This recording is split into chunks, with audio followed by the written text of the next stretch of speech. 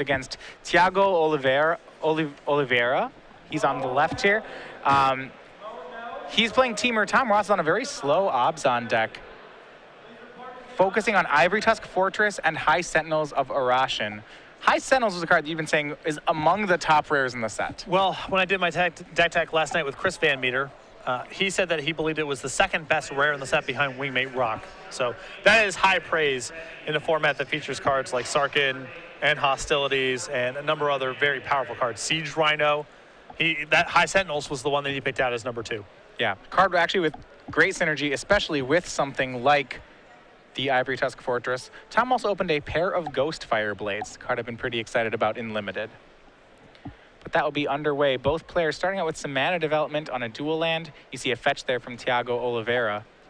Thiago is playing a base Teamer deck with just a little bit of white in it. Oh boy.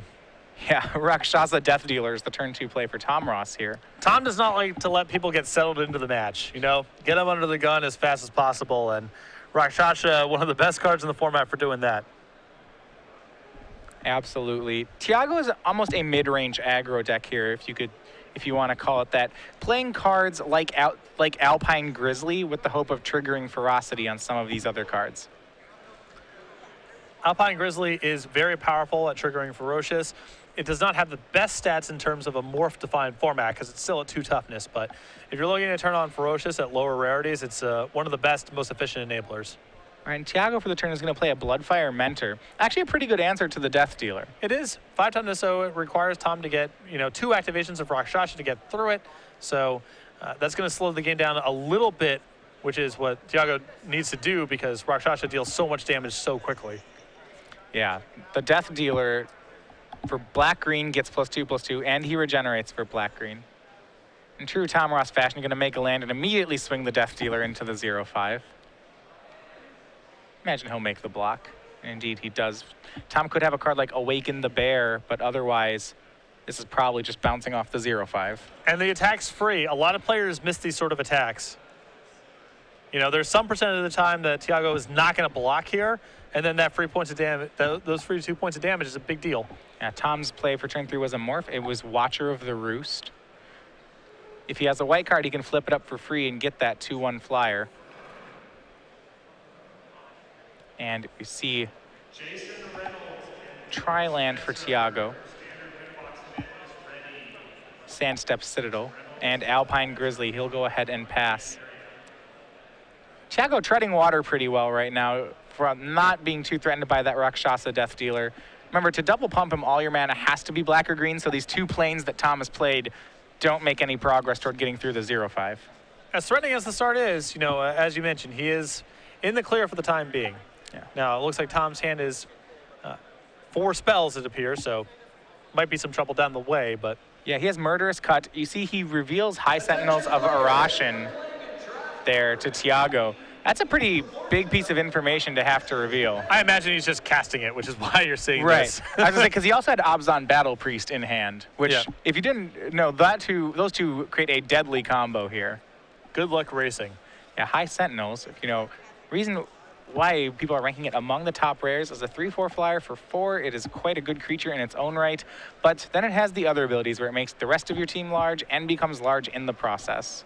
And it's also single color, so it's hard to be missing colors and be unable to cast it, which is a feature of some of the other more powerful rares and mythics in the format. Yeah, you can even splash it because it doesn't even have double white in its mana cost. Back over to Thiago's side. He's going to swing with Alpine Grizzly into Death Dealer and High Sentinels. You see he has an Arrow Storm, Teamer Charm, and Jeskai Charm. Tom trading the Death Dealer for the Alpine Grizzly. And I think what's going on there is Tom saying, well, I'm never going to be able to pump this Rakshasa past the 0/5 here, so I might as well just trade. It's not a pretty trade, but that Rakshasa is not doing very much else. Yeah, I actually think Rakshasa Death Dealer is one of the cards that might be overhyped right now, at least in a format like Sealed. I think in things like Constructed or Draft, it's very powerful, but it requires a lot of mana to make itself truly relevant in Sealed. Tom's got 5 planes in his deck, and those cards are just straight bricks alongside Rakshasa. Yeah, Thiago is going to use the Jeskai Charm to put High Sentinels back on top of Ross's deck, buying him time to cast this Aerostorm on it when Tom recasts. This is a lot of quality resources being used to manage this High Sentinel, unfortunately, for Thiago. It is better than just losing the game, but losing an Aerostorm and a Jeskai Charm, that's a huge cost. Yeah, it is. Yeah, he had the option of playing Teamer Charm to have Alpine Grizzly fight it down and just 2-for-1ing himself. Looking like he doesn't want to 2-for-1 here. He wants just the 1-for-1s. It's a little bit early to be deploying that. And there we go. Aerostorm takes down High Sentinels. 1 bullet dodge there. And he actually did it before Tom could get a counter on any creature. If Tom had time to get a counter on that Watcher of the Roost, then the Abzan Battle Guide in his hand, when it cast, would be so much more effective, as it would have given the Watcher lifelink. For sure, given the quality of the cards Tom has played thus far and the relatively anemic cards Thiago's done a very good job of keeping himself in this game. I love that our relatively anemic cards include things like Jeskai Charm. I completely agree with you, too. Compared to Rakshasa and a High Sentinel, yes. Yeah. And we see, looks like River Wheel Aerialists is the play for Thiago. And this uncommon, this is another one of those types of cards that gets a lot better in sealed. It's just a 4/5 flying with prowess, but a huge flyer is something most sealed decks are in the market for. Not the smoothest, most elegant card, but again, very high power once it's gotten to play. We've sort of taken these cards for granted as creatures in Magic have gotten just better over the last couple of years, but this is still, even though it's not the best card you can be playing, still plenty impactful. All right, and Tom starts the Outlast here with Abzan Battle Priest and makes it a lot scarier with the addition of the Abzan Falconer to the table as well. Tom shifting gears a little bit, and now with the pace of the game slowing down a bit, you're going to try to leverage some of these Outlast cards, and that's a really nice tandem to have. Yeah, all those guys with 1/1 counters will now have lifelink and flying. He should, in theory, be able to race these Aerialists. Looks like Thiago's not going to let him get there. He's preparing to Teamer Charm to fight something. We'll see what it is. It seems like the priority, if I were in Thiago's seat, is to take down the lifelinker because he has the air pretty well controlled. Yeah, the Battle Priest already does have a counter on it, so there's already been an investment there as well. Certainly, once Tom gets the Battle Priest up to a 5/4, where it can swing through the Bloodfire Mentor, that would mean that Thiago would have to hold back the Aerialists. Exactly. So, even though the Falconer is the more powerful card in the abstract, I think Thiago should probably just take down the Battle Priest here. We'll see which one he goes for. It's going to be Teamer Charm. Aerialist is going to fight against. See, he is making the same decision here. It's not easy, but I do like the call that Thiago's making here. Yep, takes down Abzan Battle Priest. Tom gets to gain 3, goes to 25. But that's a double pump on the Aerialists. 1 from Prowess, 1 from Teamer Charm, and a swing of 6 should drop Tom down to 20.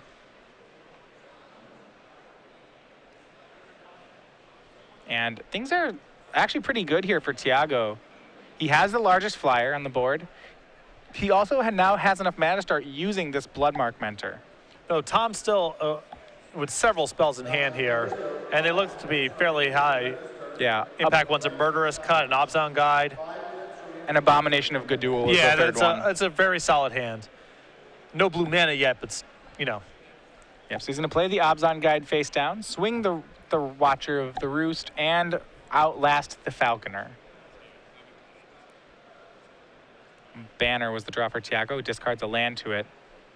The Abzan Guide will be a problem here if Thiago decides that he wants to race. He obviously doesn't know about it yet. See, his cards are Hordling Outburst, a banner, and another basic land. He at least has the guide checked by having an 0/5, but it is still gaining 4 life a turn, is making it really hard because Thiago's really only attacking with his own 4/5 right now. Yeah. And despite not being the best in combat, to me that's why Abzan Guide is so backbreaking in these limited games, is he just negates a whole strategy. If Thiago decides to race, you know, that race will look foolish if Tom flips up this Abzan Guide. Yeah, you get to dictate the terms of engagement. You get to set the pace. Mardu banner here for Thiago. Aerialists will swing. They have prowessed once from the banner. Tom with he's going to go ahead and Murderous cut the Aerialists. He has just enough mana to delve and to do that. And Thiago is dangerously low on resources right now. He's about out. Now, he does have a banner that he can sacrifice. He still has a looter in play. Maybe he can cobble something together, but he's definitely way behind right now. Yeah, and at 13 life, he doesn't have unlimited turns to do this as we pass back to Tom. Tom already with 5 power in the air and Thiago without any flyers. And here is one of Tom's 2 Ghost Fire Blades. It's a card, it's 1 to cast, 3 to equip, gives a creature +2/+2. You can equip it on the cheap if you equip it to a colorless creature.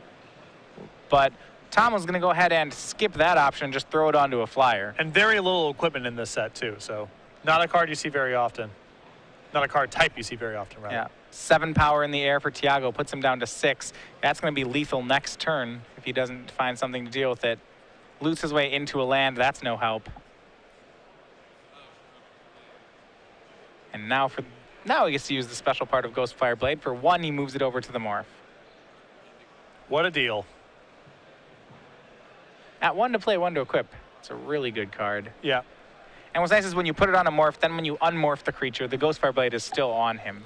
Which then allows his guy to punch through an 0-5, assuming that we get to that point. We will see. It looks like a Teamer banner was drawn from Thiago. He's going to main phase loot. Finds Jeskai Wind Scout. I'm assuming no copies of End Hostilities in this list. His only mono white card is a Smite the Monstrous. That's what he's splashing for. Which actually is a card I really like splashing for. In Sealed in particular, that card to me has really performed above expectations. It is a slow, kind of cumbersome format about big stuff. So situational removal spells like that, would you have gone out of your way to play that card in M15 Sealed? Probably not. Not a candidate for splashing, most likely. But here, in this format, seems very well suited to the task. All right, so game 1 goes to Tom Ross. I want to look at both players' decks here. Alpine Grizzly, to me, is a card that's interesting just in how different of opinions I hear on it. So this is the vanilla 4/2 for 3 mana.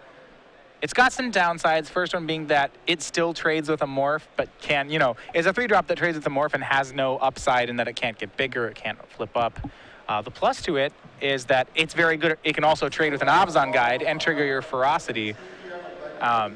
Do you view this as a card that is bad, is good, and you just play it, or that it's format dependent as to whether, deck dependent as to whether you even want it? I think you're still supposed to play it, but it is a very polarized card.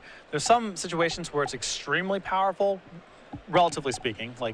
You need to trigger Ferocious relatively early in the game. That's great. And if your opponent happens to stumble on lands, not have a Morph on turn 3, it can deal a lot of damage.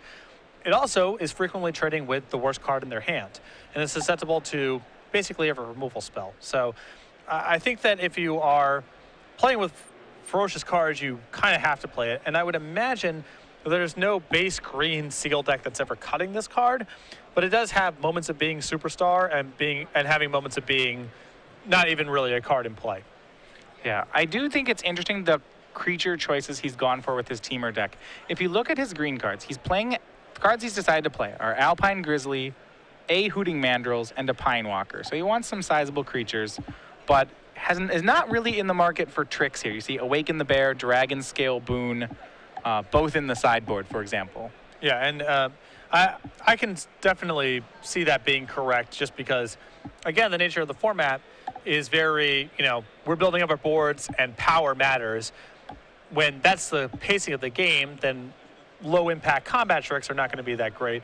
And once you're in the world where it's, I'm playing a fourth color, I'm splashing for a removal spell, I'm playing a 0/5 looter, you're sort of declaring I'm trying to play a long attrition game where I have the best stuff left at the end of things. And pump spells don't really fit in that kind of game plan. But things like Awaken the Bear still will have moments of being a potent card, even for slower decks. But I totally respect leaving it in the sideboard, even though I think a lot of players would instinctually say, of course I'm playing a good Giant Growth. Yeah, I tend to agree. He is, for the most part, playing he's choosing to play more creatures over playing combat tricks for his creatures. Trying to win these long, slow games.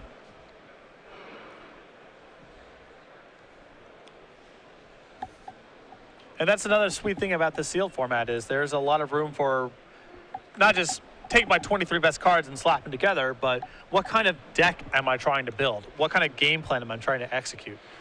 I think that's been one of the more interesting things as you've seen sets where most cards are playable in one circumstance or another. When every card is playable, then suddenly it becomes about archetype choices, which I think are kind of more interesting than power level based decks. Yeah, archetype choices as opposed to, well, these are my 23. These are the good cards. These are my good cards, so it kind of just built itself. Both players here starting on a tri-land. It's Sandstep Citadel for Thiago and Frontier Bivouac for Tom. And Archer's Parapet is the play for Thiago. He's playing it as just a 0/5. He actually does have his black mana in play, but it's most times he'll not be able to activate it. And you can't really play combat tricks and 0/5 walls in the same deck. Or you can, but you're going to get some really bad hands. So you get to be one deck or the other, and Thiago has chosen to be the 0/5 wall deck. All right, see, a third land for Thiago is tapped. Tom will start with a morph. We'll take one. No, we'll not take one on his end step. Not sure if he's maybe missed the fact that he had black mana. I mean, his deck typically will not have black mana. It seems reasonable that you just wouldn't notice it. Fourth land here for Thiago. And Jeskai Wind Scout. One of the top blue commons. Yeah, this is a card I really like in draft. It's a pretty, you know, the 2-power flyer for 3 is generally very good and limited. This one, because it has upside, it is, as you said, one of Blue's best commons. I can't imagine Thiago not blocking with the parapet here. Yeah, Tom swings his morph. Thiago will put the 0/5 in front of it. Tom's going to check the morph. There is, the one that would get him would be Canyon Lurkers here. That's a 4 mana. For 3 in a red, it flips up to be a 5/2, and that would take out the parapet. Other than that, I think he is safe. Ruthless Ripper is the other bad one here, if Tom were to have it. Tom has neither, or at least chooses not to unmorph and just plays a second morph here. See, Thiago's going to swing the Wing Scout for 2. That puts Tom to 19, and it is Bear's Companion as the follow-up play. Sometimes designs can be really charming without having a lot of texts on them, and Bear's Companion is absolutely one of them. Just the simple text box, the art, and the name sells this thing. It's not that fancy, but it's a heartwarming design. Yeah, he's a 2/2 that comes with a 4/4 green bear token, as you see there, joining the Companion. They're hanging out, having a good time. Yeah, pass back. Tom plays a 5th land and passes back. Remember, the 5 is really the number in this set as to how much it costs to unmorph most of the things. So Thiago will swing them both. We'll see whether Tom wants to make any blocks. By swinging both creatures, there's a risk of Obzon Guy just coming and gaining all the life back. That risk is now averted as River Wheel Aerialists was the play for Thiago. And Tom does have Obzon Guide, so he will now flip it up on end step. But a 4/5 lifelink will need some help if it wants to beat through the 4/5. Though this is such a, juicy spot for Tom to bluff because Thiago has the out of just blocking with the parapet if he doesn't want to risk his 4/5 flyer into combat. So I think Tom will attack almost certainly just because, Tom likes to bluff a lot as a Magic player, and Thiago has a pretty safe out here to avoid getting rocked by any trick too badly. Yeah, Tom also has a pair of Savage Punches in his hand, so he could do a lot of damage with this Obzon Guide. All right, well, if he has Savage Punches, then he's going to play it a lot more straight up, which is, I think, killing a bunch of lists. He's going to start a punching, I think. I really want him to punch the bear, because it would be very flavorful, see. Right now, he's going to punch the Aerialists. And then he's going to, right off the art of the card, he's going to go ahead and throw a punch at that bear. Couldn't script it any better. And the Obzon Guide should be dead right now. No, because it's +2/+2 from the... Yeah, it fought a 4/5 and a 4/4. Oh, yeah, you're correct.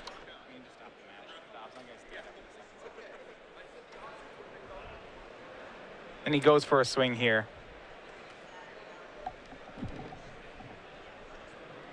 I think we are going to resolve that. Yeah, if he punched the aerialist and then he punched the bear, the Abzan guy did take 8. So on the second Savage punch. Yeah, those creatures, yeah, it's a fight. It's not just. Yeah, it's not just deal. It's not a. Yeah, not compare stats.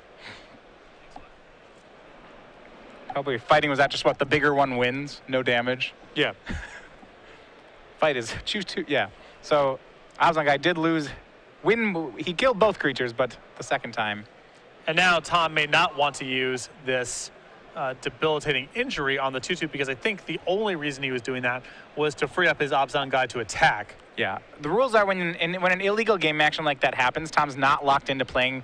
You go back to when the illegal thing happened, which was that the Abzan guy didn't die. Because Tom played the debilitating injury after that, he's not. He gets to pick it back up. He's not locked into putting it on Bear's Companion.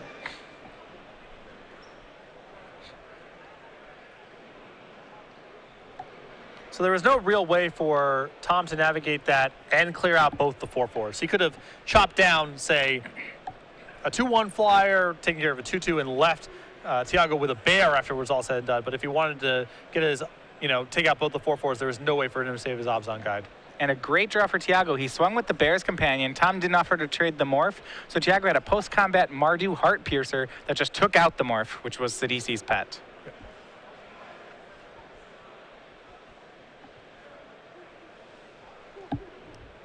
And you see both these players at really high life totals, and that's an important thing here too to remember, is even though Thiago's had some very good exchanges, he's ahead on the board, there's a lot of time for Tom to draw out.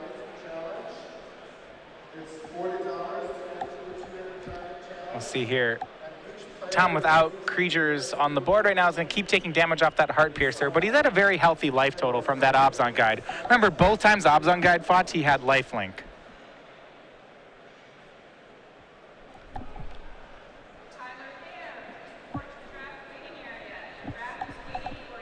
You see, right now, an untap here from Thiago. Is that face down card or morph? All right, Mardu Heart Piercer is going to swing here. That is, I believe, a morph on Tom's side. You see there. With 5 mana up, that'd be a pretty ambitious attack. Well, he does have a Jeskai charm. And something to keep in mind is when a morph moves zones, even if it's going on top of the deck, it has to be revealed. So if for no other reason than information, Thiago could try to feel it out a little bit. It looks like he'll get a tempo play. Tom's going to block, reveal Broodkin Krumar Bondkin. And Thiago's going to Jeskai Charm it to put it on top of the deck. So Tom draws the Bondkin. I like that he plays it immediately face down right off the top. I wonder what card that is. Could be anything. Could be Krumar Bondkin again. Thiago had the opportunity there to, if he wanted to, he could have pumped the Mardu Heart Piercer and 2-for-1 himself to kill the Bondkin. And draw for the turn. Believe he has the kill spell now for it. Seems like we're a little bit still relatively early in the game, kind of from what's the pace look like and what are the life totals for Thiago to make those kind of exchanges, Yeah, the draw was Swift Kick. A decent card, but he will have to 2-for-1 himself if he wants to kill the Bondkin that way. With Tom at 21, he may not want to, he may just want to hang on to the removal spell. Yeah. I can understand, you want to kill this 5/3, but there's a lot of magic left to be played in this game, so I don't think Thiago has to go making these really risky plays to try to clear out a 5/3. Yeah, another card in Thiago's hand is Singing Bell Strike. Another card that's very good when you're tempoing your opponent out, but right now is not a great removal spell. Yeah, good early, but gets pretty bad pretty fast. And seriously, what he's going to do, Thiago swings the Heart Piercer. Tom elects not to block.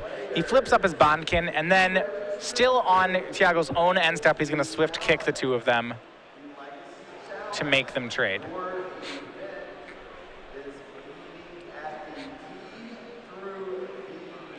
And He may be wondering if he can Swift Kick in response to Morph. Morph does not use the stack. Right, so you can't say before he's a 5-3, I Swift Kick him. Yeah. And I think Thiago was informed. Do you think he attempted to do that in response to the Morph and was informed that that is not, he does not have priority there? And if a Morph turning face up generates a trigger, you can respond to the trigger going on the stack. But he's still face up. But it's still face up. You cannot say, I'll shock your Morph in response to you unmorphing it. Once it's up, that's what it is. Bondkin here swings. Thiago takes 5, hits back with Heart Piercer, and it will be Hooting Mandrills. Cast for 2 mana by Thiago. Still has that Swift Kick, Singing Bell Strike in hand. He'll gain 1 from a land here.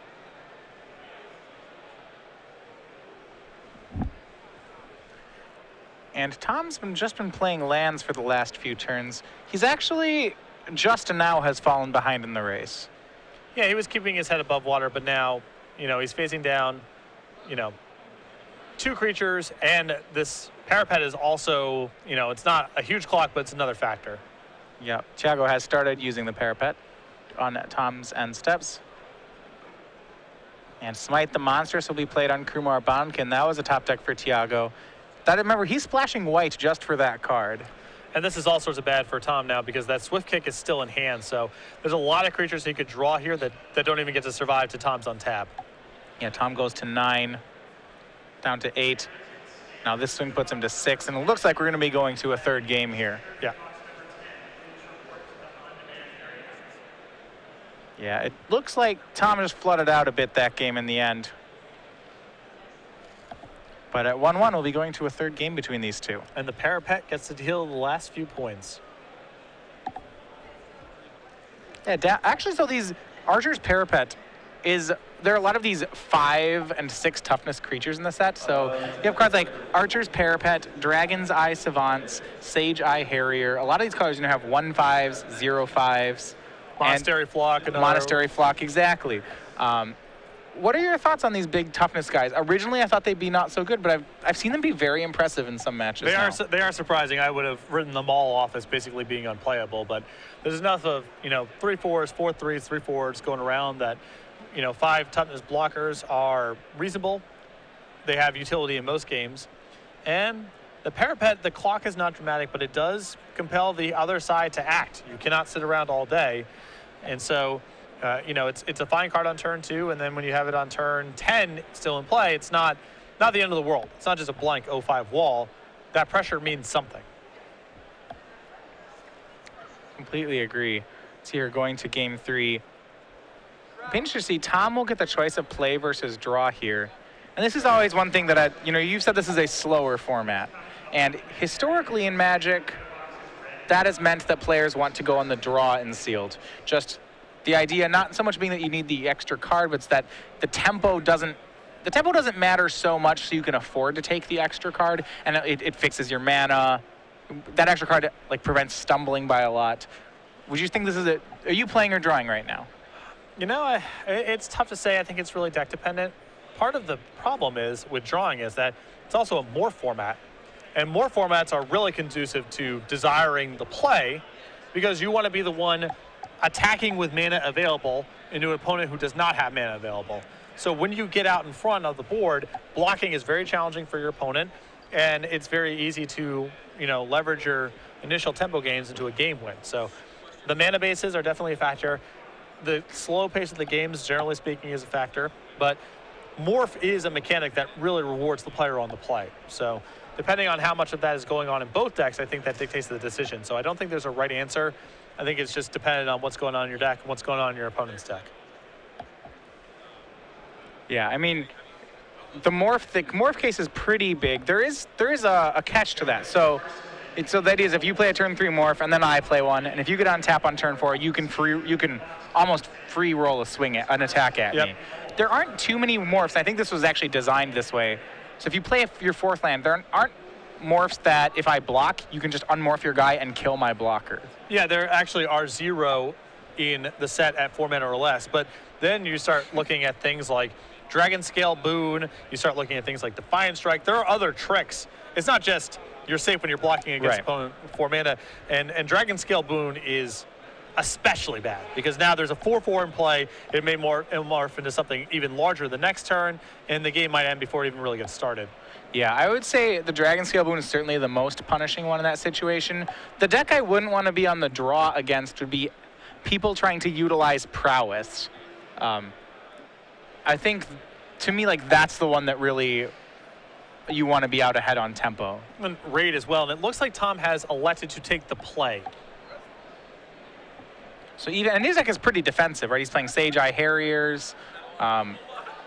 He has foregone a lot of the more aggressive creatures to just play walls and big things. His mana base is also not the best. You know, he's taking some risk here being on the play, but he must feel that the tempo of the morphs in the format makes it so that you want to be the one going first.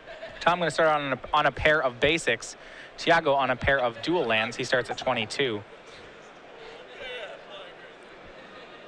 He'll pass back. Tom has with a Sagu Mauler there, it looks like. He's going to start with Abzan Falconer as his play for the turn. We'll see how many sources of blue here there are in Tom's list. He has a Thornwood Falls. He has a Frontier Bivouac, and I believe one other dual land. So it's a speculative splash here, but he does have some sources of blue. Yeah, Jeskai Wind Scout is a play from Thiago. What Tom does have, though, is once again he has this trio of Abzan Battle Priest, Abzan Falconer, and High Sentinels of Arashin all in his hand. And with the game being played at a pretty slow pace right now from Thiago's side, he may have the time to set up a really powerful shop here. Yeah, decides to swing with Abzan Falconer. He had some decisions here. You see he has Abzan Guide in his hand. He could have outlasted the Falconer, which that's a creature that really benefits from having a 1/1 counter on it, or playing the Morph. Decides to play the Morph. Well, the game still may be a damage race game for all the Tom knows, so the best thing for the time being, just use all of your mana efficiently, and if the game bogs down, then you can go to the Outlast creatures as a secondary game plan. And definitely could be a damage race. You see Thiago swinging for 2, plays a second Jeskai Wind Scout, and then a Mystic Monastery tapped. With a pair of Wind Scouts, Tom has to be worried that with the right hand, he's taking a ton of damage. Yeah, I mean, any sort of follow-up spell here, things get really bad for Tom. You see Tom's hand. Sagu Mauler, Teamer Charger, Abzan Battle Priest, High Sentinels of Arashin. The Battle Priest may be the biggest prize here because of its lifelink. Although, perhaps that has changed. Yeah, High Sentinels is still an amazing card. Tom does not have the 5th land, but he does play High Sentinels. We'll see if Thiago can answer it. You'll have to think he'll be answering it right away if he can. He has a Singing Bell Strike. That's kind of an answer. Sort of. That's unfortunately for Tom also a prowess trigger for Thiago. So 6 damage puts Tom down to 13. And he'll play Archer's Parapet to try to win this race. And right now, Thiago's doing okay. These High Sentinels won't get to untap. They're mostly taken care of, except for their passive ability, their activated ability, rather, of giving a creature a 1/1 counter for 4 mana. And now, because Thiago has played the Archer's Parapet, Tom has found land number 5 for his Abzan Guide that's face down, but the cost of spending his entire turn on morphing that lifelinker now that Thiago has essentially a free block with a 0/5 wall has gone up dramatically. So I think earlier in this game, if Tom had found land number 5, he could have unmorphed this Abzan Guide, had real control over the damage race. Now that's less the case. Looks like Tom's setting up for a big lifelink turn instead. He plays Abzan Battle Priest and then uses the Outlast ability of the Falconer to give it a counter. So remember, the Falconer's now a 3/4 flying lifelinker. As will, pretty much any creature will start flying and lifelinking thanks to the High Sentinels. Thiago still needs to deal 13, and that may be a tall order. Is that a Water World in Thiago's hand? He's only on 5 mana right now, but he may have a water. I believe so. You see Alpine Grizzlies play here. Water Whirl would be huge. That would be huge. As he put Tom to 9 that turn, but now he's just going to be treading water. Tom does have these flying lifelinkers. Though because these are not naturally flying lifelinkers, they're outlasters, those getting set back to Tom's hand is a huge tempo shift, because it's not just about redeploying them, it's redeploying them and then activating them and then getting to do something. Exactly. And with Thiago generating this much pressure in the air, Tom may not have enough time to get all of this reassembled. You see Tom with a 6th land here. He still does not have the blue mana for the Sagu Mauler. He has a Sage Eye Harrier. That's a 1/5 flyer. He could just cast it at face value and have it be pretty good here. It's good against these 2/1s. But he's instead going to opt to race. He uses High Sentinel's ability to put a counter on the Battle Priest and then swings both Battle Priest and Falconer for 7 lifelink damage in the air. And that will trade the life totals on both sides here. So Tom will be the one at 16 and Thiago will be the one at 9. In post-combat, we just see a Teamer Charger. Any creature with 3 powers got to be pretty good when you have a High Sentinels going. Yes. They all play. They all become huge lifelinkers. And there's the 6th land for Thiago. You have to think it's the Water Whirl is coming up. Most likely. And Tom having access to the High Sentinel here, even though it's locked, is a huge deal because it means the reassembly of his Outlast team after the fact is a lot faster. He just gets to move counters onto them, leave them untapped, and try to control the game from there. Yeah, you saw what he did with the Obs on Battle Priest last turn. Is rather than outlasting it for 1 mana to get the counter, he paid a full 4, but that meant the Battle Priest got the counter and was able to attack that turn. The game has become a pure race, and so immediacy matters. Tom does not have the luxury of waiting for his creatures on tap. They just need to be ready to go. 2 cards remain in Thiago's hand. One of them believed to be a Water Whirl that will bounce 2 creatures. And there you have it. He'll bounce the Falconer and the Battle Priest. Triggers the Wind Scouts, and now they swing for 6, putting Tom down to 10. And if you're in Tom's seat, that was the worst thing that could have happened to you. You had to feel pretty confident about your chances of winning that game, and now things have gotten a little hairy. Yeah, he draws a Nomad Outpost. That's another splash color, but still not the blue for Sagu Mauler. And he doesn't have enough mana this turn to redeploy both of his Outlast creatures or deploy either of them and use the High Sentinel. So his mana right now is in an awkward place. Yeah, he really could have used an untapped land on that turn.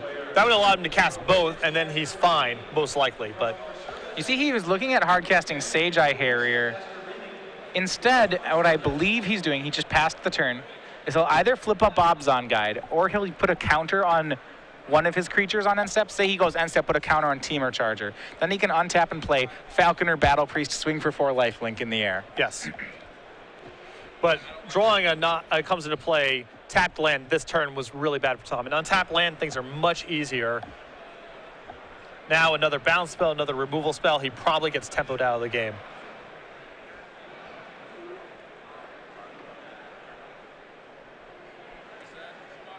Back on Thiago's side.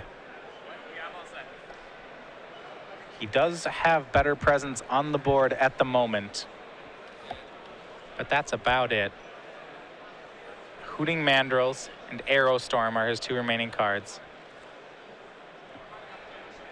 Now, he could have...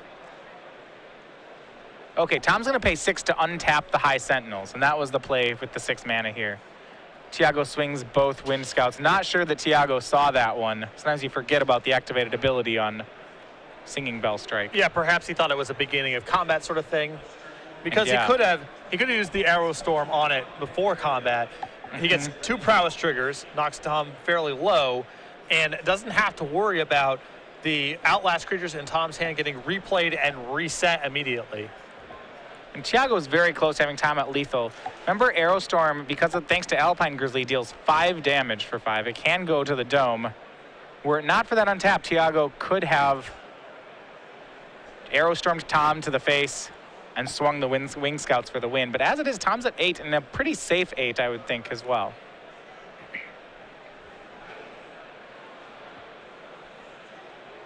Thiago has left up Archer's Parapet mana for Tom's end step.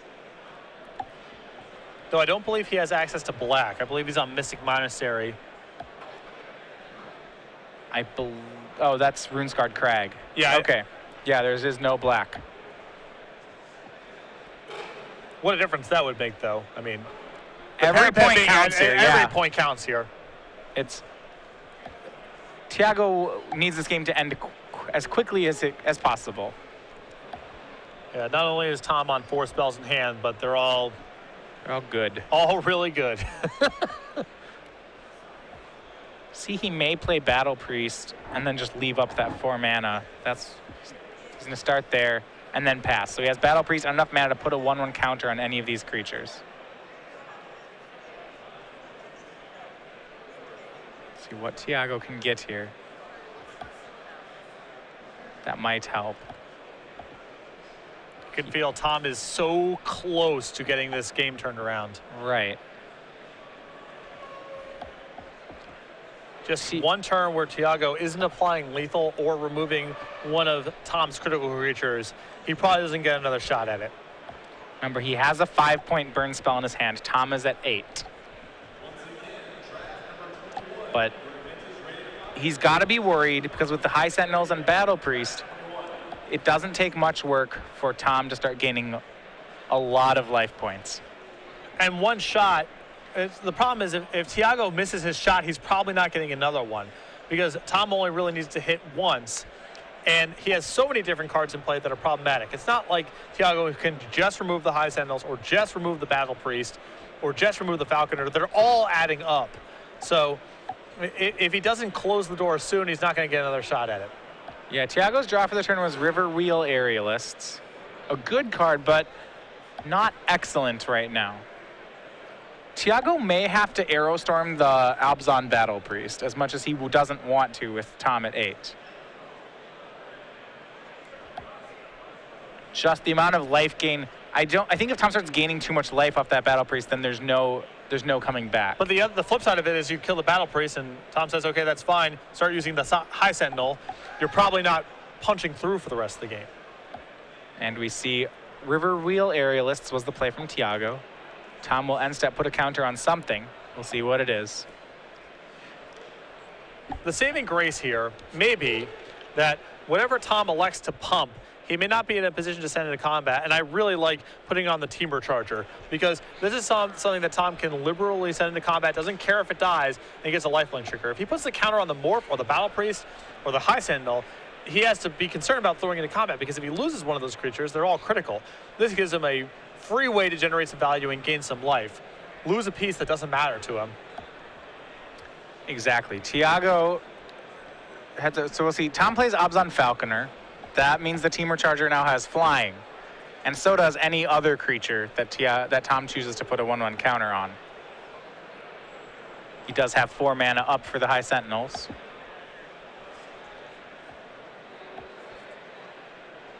And his remaining cards are still that Seijai Harrier and Sagu Mauler. Teamer Charger will attack for 4. The only way Thiago could kill it would be by blocking with the Aerialists, in which case that would be a trade. So this is just a attempt at a life gain of 4 from Tom. And again, basically free in this spot because the Teamer Charger, if Tom loses it, he's not going to shed any tears over it. The other creatures are in play. Those are the board pieces he's trying to interlock. Yeah, well, if Thiago blocks with Aerialists, Tom will just put another 1/1 counter on Teamer Charger. And that's the strength of a card like High Sentinels is Thiago can't block and then Tom doesn't have to put the 1/1 counter. He can use the mana to do something else. But I think that something else will just be putting another 1/1 counter on a creature.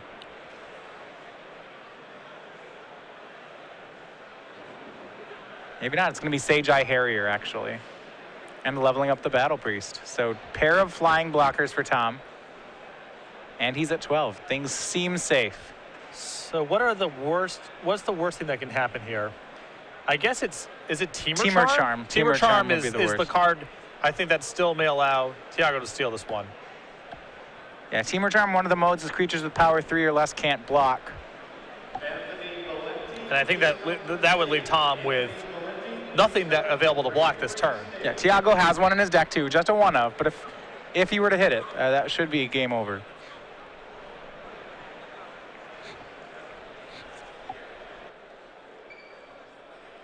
And it makes you wonder, because I believe Tom saw it in game 1. Is he better served? He won one and fought with it game 1, you're right. Is he better served just leaving his High Sentinel up as insurance against that card? I would think so here. Yeah, I think what he's playing around is a removal for his Abzan Falconer or something like that, so that suddenly his creatures wouldn't have flying.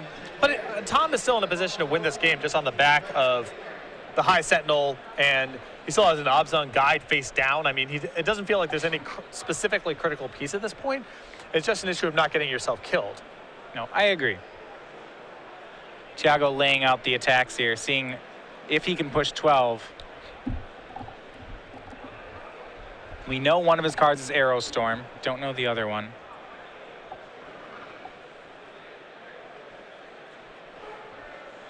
I'm assuming, because Thiago is going through this, that he did not draw Temur Charm this turn, which means Tom is likely in the clear. No, he drew a Thornwood Falls. And this is Thiago's really last chance. So Arrow Storm will take care of Abzan Battle Priest, which does stop the lifelink on Tom's side. And pumps the River Wheel Aerialists. So at least for this turn, they can swing through Sage Eye Harrier. Once again, players in standard number 11 But Thiago is well short of the 12 damage he needs to get through. Yeah. I think if you're Thiago, you can try to build to a board where that Temur Charm next turn still wins. Yeah, and by Tom not chump blocking this turn, Temur Charm is likely to still be alive.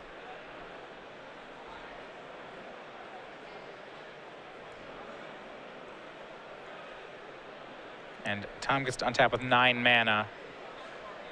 He does have an Abzan Guide. He's gonna go ahead and put a counter on both his non-flying creatures and swing in the air for the win. So there you have it. Tom Ross moves to 3-0 after a close 3 games with Thiago Oliveira. Yeah, there was definitely a sweat, and Tom had to fade that Temur Charm the last turn, but was able to do it. And Tom Ross escapes the bye portion of the tournament, 3-0. Very nicely done. Yeah, close match there though, to be sure. Oh yeah, and it was definitely one of those games where Tom felt like he was pretty much ahead the whole time, was in control, but there was enough things going wrong. I've been in games like that on Tom's seat where you're thinking to yourself, please just don't have the last piece of tempo, the last piece of removal, whatever you need to punch through those last couple points of damage.